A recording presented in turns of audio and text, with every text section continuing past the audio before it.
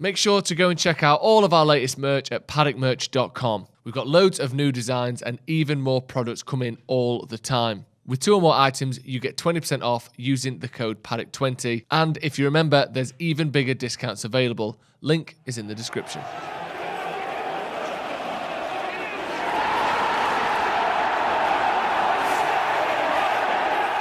Jay here, Stretford, Paddock. This is the Paper Talk. As you can see, I'm outside Old Trafford and it's brisk, shall we say. It's not too cold, not too warm, just how we like it. We're going to get straight into it. Lots of stories to get through this morning. The main one is focusing on Ed Woodward. Now, you remember a few months ago we had that sort of celebration, many of us, that the fact that Ed Woodward was leaving. I don't know how much of a difference it's going to make, but he has been sort of synonymous with everything that's gone wrong here at Manchester United since Sir Alex Ferguson retired. His sort of tenure as executive vice chairman, as he likes to call himself, hasn't been a successful one, and a lot of people look at him as one of the problems here and one of the issues. And he's also the man that was behind the Glazer takeover. He was the banker that helped to make that deal a reality. So he's not a popular figure amongst many Manchester United fans. And when it was announced that he was leaving, a lot of us, myself included, were happy to hear that, although a little bit sceptical on how much of a difference it's going to make. Well, it might make even less of a difference, because the reports of this morning, following an exclusive from Mike Keegan in the Daily Mail, it was last night, is that Ed Woodward was going to stay on at the club in a consultancy role. Now, it says here that he's in talks with the owners to stay on as a consultancy role following his 8-year tenure as club chief when that ends next month. And that's a blow to a section of support who blame him for the struggles since Sir Alex Ferguson left. It says, it goes on to say, he could return to the club in a consultancy role when called upon, which would be somewhat controversial amongst many United fans, and that discussions are ongoing. Now, it's not that rare for a chief exec or an executive vice chairman, whatever he wants to call himself, when they move on, to have some sort of connection still with the club, to be called upon at times.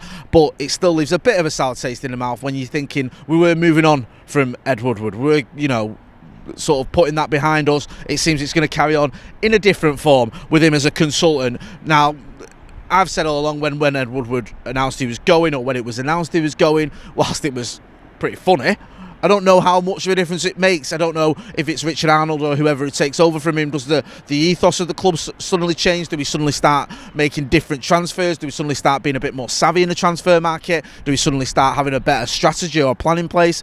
I'm not so sure.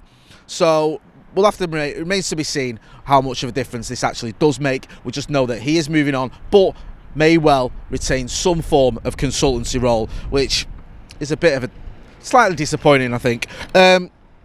There's also a lot of talk this morning about Ralph Rangnick, who's become the sort of flavour of the month. I probably got his name completely wrong there, forgive me. And it says here, there's a story in the Mirror, and I think this is from ESPN, it's emanated from, saying that Ralph Rangnick is reportedly a short-term option for Manchester United if they sack Ole Gunnar Solskjaer. Goes on to say about the manager's position becoming increasingly untenable following the loss to City, on the back of the Liverpool result as well.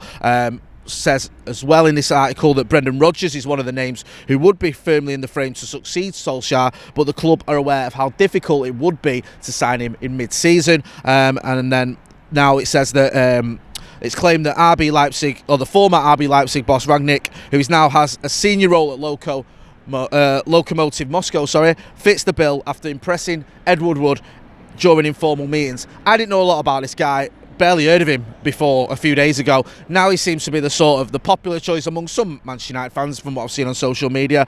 Seems as someone who can help to move the club forward a little bit.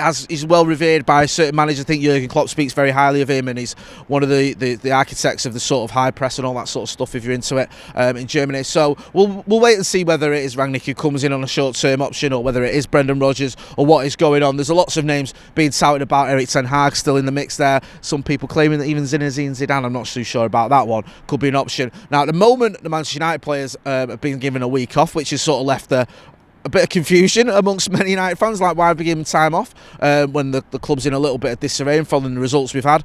Ole Gunnar Solskjaer's picture going on his holidays, or not his holidays I should say, going visiting family or whatever in Norway, but at the moment, yeah, it looks like players have been given time off, which a lot of fans have been questioning at a time of what's, could be called a bit of a crisis. Another story, or something that popped up last night when I was doing a live, was about a protest that's being planned. Now, at first when I heard about this protest, I thought, Glazers out protest, to be expected, but we've always supported and backed protests here on the channel, going right back to before the channel even existed. Many of us were involved in the protests that went on before sort of 2013 or 2013, 2012, when around the time that Full-Time Devils first started.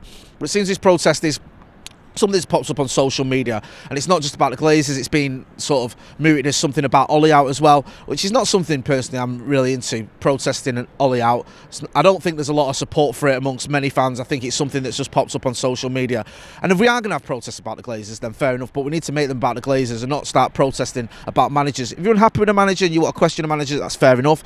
I just think protesting Ollie out, for me, isn't something that I'd be interested in, or something I want to do. The problem we've got with the Glazers, it's not just the ownership and the debt that they've put us in, which is obviously a massive problem. It's also the lack of a plan. There's a lack of a strategy. You look at other clubs and the way they handle themselves and the way they put a plan in place. They have a sort of a coherent strategy where you can see how they're moving forward. It pains me to say it, but you look at the way that City have done it, the way that Liverpool have done it. They've brought in players to suit the manager. They knew who the manager was going to be. You look at Liverpool when they went to Rodgers, from Rodgers to Klopp, it made sense. You look at City, they've had success with successive managers. Now, yes, they've spent a lot of money, and that's been a big reason for the success, but they've also had a plan in place. They've also had a strategy where they've had a director of football or someone above the manager who works with the managers to make transfers happen that suit the manager's style. We've not had that at Manchester United, and we can keep going on about the debt, and we should do, because the debt is, it's a massive problem. We can go about lack of investment, things like the ground falling apart, like the fact that Casey Stoney, the women's manager, felt she had to leave because the facilities weren't right. But we've also got to address the fact that we've wasted a lot of money on transfers because we've not had a strategy in place. We've not had a plan. We had David Moyes come in. He was given a 6-year deal. That's not a plan just to give a manager a long-term deal and then sack him after 9 months. That isn't a plan. That isn't a strategy. He brings in players. Then you see Louis van Gaal comes in. He brings in other players. He brings in the likes of Morgan Schneiderlin, the likes of Sebastian Schweinsteiger, the likes of Memphis Depay, Angel Di Maria, Radamel Falcao. Now, okay, some of those players leave before he does, but when Jose Mourinho comes in, he doesn't fancy some of those players. He doesn't fancy Schweinsteiger or Depay, so he brings his own players in. He brings in the likes of Romelu Lukaku, Alexis Sanchez. Then when we sack him, after we've given him a contract extension in January, we sack him in December, Ole Gunnar Solskjaer comes in. He doesn't fancy the likes of Lukaku or Sanchez, so he brings in his own players. And now you're going to be in the same situation again, where another manager could come in who doesn't like the players that Ole Gunnar Solskjaer's bringing. He might not fancy Harry Maguire or Aaron Wan-Bissaka or Jadon Sancho, so he's going to want to bring in his own players, and it's just going to keep going on and on and on and on in this spiral until we have a proper strategy in place. If we're looking at someone like Erik ten Hag, then we should be looking at the players he wants, and we should also be looking at a plan B. So if things don't work out with Erik ten Hag, a manager that succeeds him can use the players that have been brought in under him, if it is him for that matter. So this idea that it's just about